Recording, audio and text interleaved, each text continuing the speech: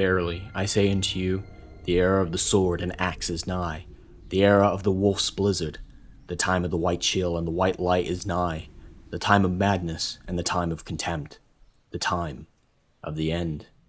The world will die amongst frost and be reborn with the new sun. It will be reborn of elder blood, of hen Ikshar, of the seed that has been sown, a seed which will not sprout but burst into flame. Thus it shall be. Watch for the signs. What signs these shall be? I say unto you, first, the earth will flow with the blood of the Ain Shea, the blood of elves. Ithlinne's prophecy.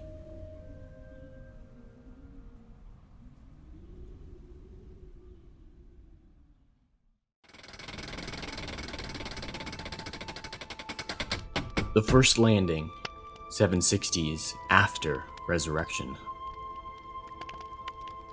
Once the chaos of the conjunction of the spheres had subsided, the elves regained control of the continent, reclaiming their position as the dominant species.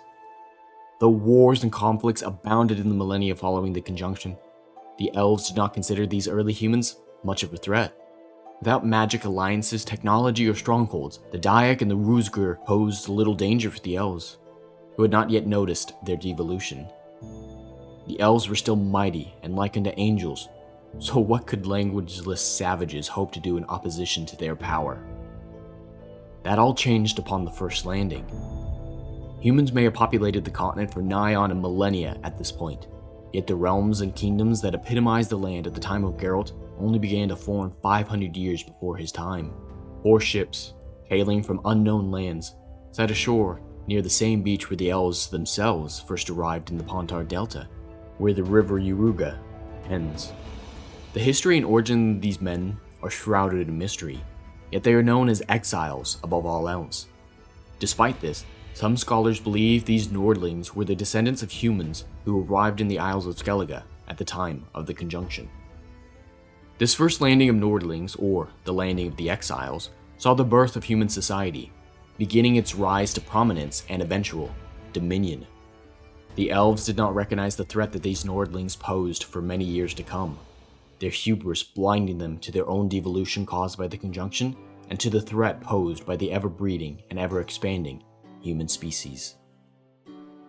Beyond the arrival of these exiles, a far more valuable discovery came in tandem with the first landing. Aboard the ship of outcasts arrived one of the most pivotal men in human history. As these ships of Nordlings approached the shores of the Pontar Delta, a great storm and assault of the sea threatened to dash this burgeoning society upon the rocks and end this new era before it began. It is believed that Jan Becker saw the chaos of the sea and felt the pull of the natural force of the world. Jan wielded this chaos to calm the sea and gently guide the exiles to shore. This is considered by many the first use of the Elder Race's magic by a human.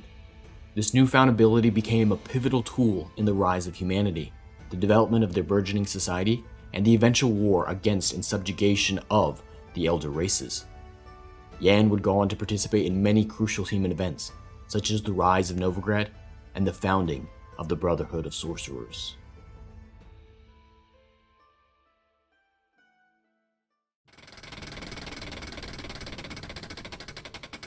The rise of humanity, 760s through 950 after resurrection. Humanity thrived in the coming centuries, dominating in countless wars betwixt themselves and the Elder Races. They overtook ancient elven and dwarvish settlements and built cities, spreading out across the entire continent and the lands beyond. Scholars, inventors, and mages of every kind helped build this new society, skyrocketing its development far into the future. Never has a race or civilization accelerated so quickly in so short a span, becoming a contender for dominion in its own right. It was not long until the elves recognized the threat that this new species and civilization posed. Yet it was too late. The symptoms of the strange devolution among the Ain Shea, which began at the conjunction, first became apparent. Their magical and ethereal excellence diminished, the species itself devolving in tandem with the devolution of their society. It was not long until they were little more than long-lived humans with pointy ears. This allowed the humans to wrestle control and dominion of the continent away from them, leading to centuries of race wars and distrust. The primary theory for this devolution centers around the effect that the conjunction had.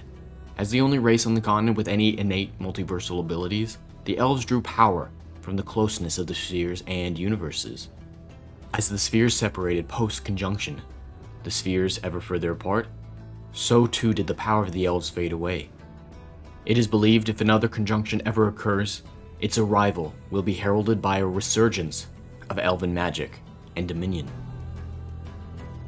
During this rise of humanity in their parallel world, the Eitr determined a slave race was necessary to develop their own society. Either born from wartime need against the unicorns, or a general aversion to menial labor, the king's elite guard, led by the ambitious Arien, formed the Wild Hunt. Dressed in ghastly armor, wielding ghostly weapons, and the commanders of the snowy elements, the Wild Hunt would traverse the multiverse to kidnap humans for slave labor. Their terrifying appearance and abilities led many to believe that they were wraiths, rather than elves. Years later, mountains of human bones were discovered in proximity to the Eitr city of Ithlinne. It is unknown whether or not these human corpses were previous inhabitants of this world, or the remains of the slaves kidnapped by the Wild Hunt.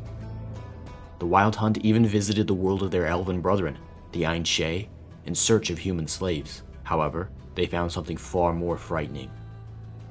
In these incursions to the continent, the Eitr discovered two things, the first of which was the revelation that the world of the Eitr, the continent, moved at a much quicker rate than that of the Eitr. While only a few centuries since the conjunction had passed for the Eitr, over a millennium had passed for their brethren. In tandem with this discovery came a second, one far more terrifying. They witnessed the Eitr devolution. Because of their choice of homeworld, the Eitr got a glimpse into their evolutionary future, and it frightened them. The primary change with this devolution that concerned the Eitr was the rapid loss of multiversal travel abilities. If any doom came to Ithlinne, they would not be able to pick up and immigrate to a new world, as they had done before. Instead of accepting their fate as the Eitr were forced to do, the Eitr went to work. The Elder bloodline was always the strongest manipulators of the multiverse, so experimentation of this deviation began. Selective breeding and genetic explorations began to see if the abilities of the Elder blood could be strengthened, transferred, or fortified against any coming doom. According to game lore, the Eitr knew that the multiversal threat of the White Frost was rampaging through the universe and would one day soon come for Ithlinne. Back in the continent, the fears of the Eitr were soon justified with Ithlinne's prophecy. Ithlinne was a renowned elven healer and oracle. Many of her smaller prophecies were proved correct in the millennia following her death, including the prediction of the northern worlds of 1239 to 1269 after resurrection, and several widespread plague epidemics of later years. Yet one prophecy of hers stands out above the rest, a prophecy of ice and destruction and the end of the world by way of the White Frost. It is heavily disputed whether or not much of this prophecy references the coming heir of the Elder Blood, Ciri. Regardless, enough people believe that Ciri was a central figure in this prophecy, leading many factions of both men and elves to search for the young girl for either their own purposes or in hopes of saving the world from the coming White Frost. The books maintain that this prediction is of an ice age that would overcome the continent several thousand years after the time of Ciri. However, the games claim Ithlinne's prophecy referred to a multiversal destructive force that only Ciri could keep at bay. These words affected many over the centuries, instigating great wars and atrocities for fear of the coming doom. Even in the distant world where Ithlinne stood, the Eitr shivered in fear upon hearing this prophecy.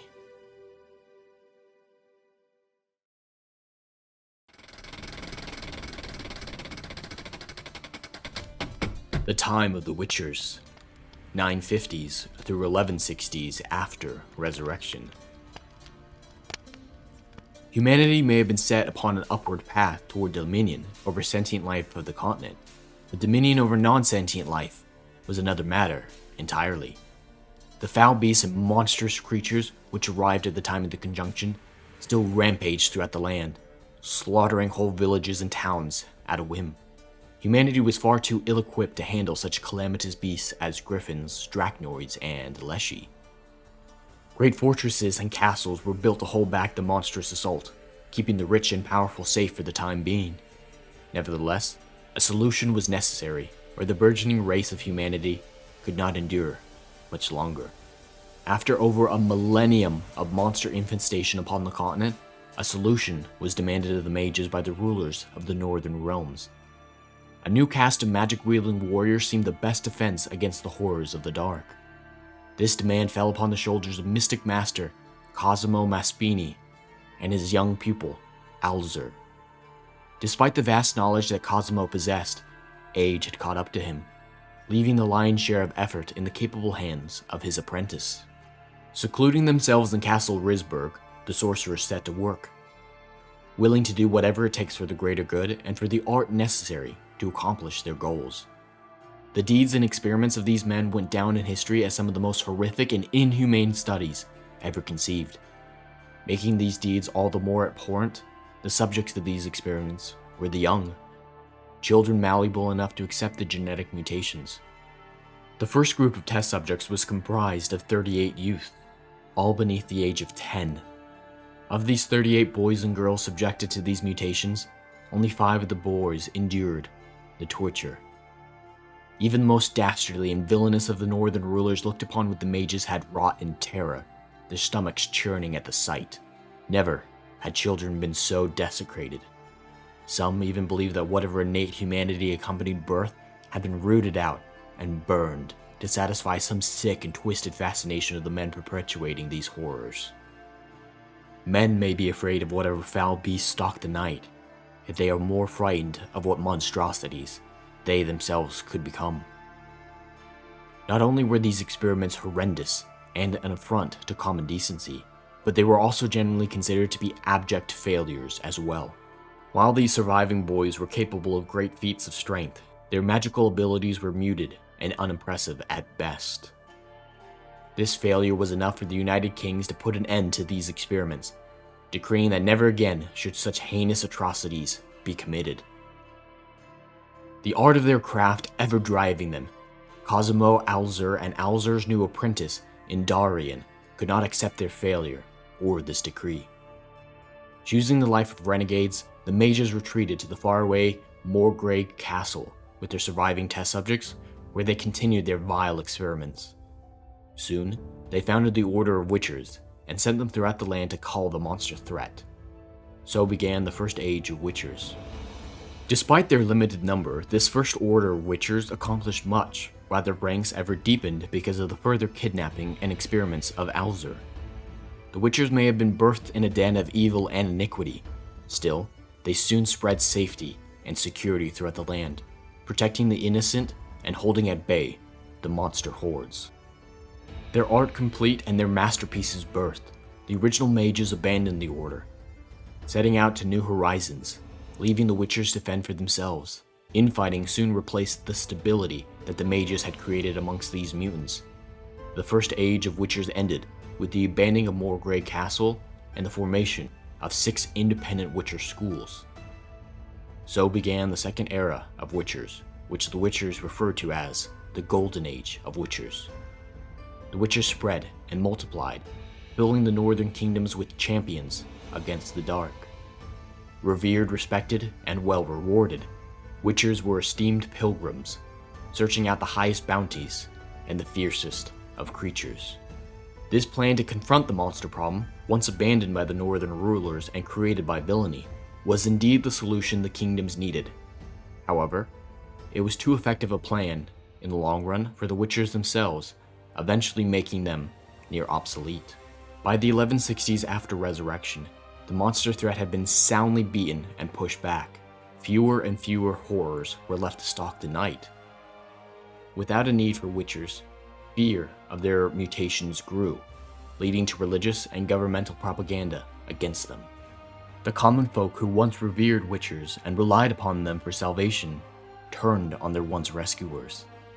For one false reason or another, each Witcher school was attacked and annihilated, leaving the Witcher ranks minuscule at best. A few pockets of survivors endured in the ruins of these schools and in faraway castles, still practicing the craft for which they were designed, but they would never again be a welcome sight to the towns and kings that required their services.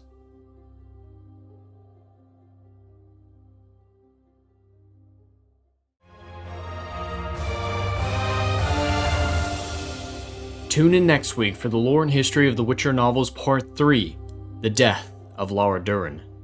Raphael.